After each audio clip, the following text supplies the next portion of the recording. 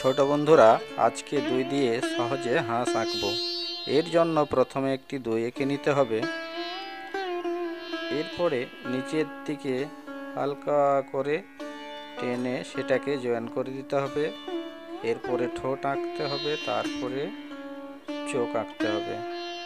হাঁসের পিঠে একটি ডানা তৈরি করতে হবে এবং ছোট ছোট লাইন টেনে দিয়ে এরপরে জল আঁকতে হবে ঢেউ ঢেউ।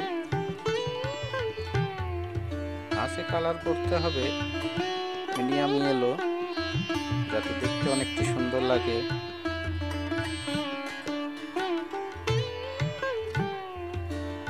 এমন করে করবে যাতে না বাইরে বেরিয়ে যায়।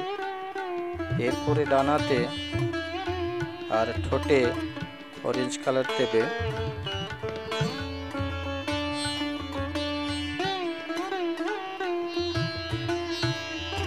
এরপরে হালকা কোনাটাতে ব্রাউন এবং গলাটাতে একটু দাগ টেনে দিলে হাঁসটা দেখতে আরও অনেকটা সুন্দর লাগবে।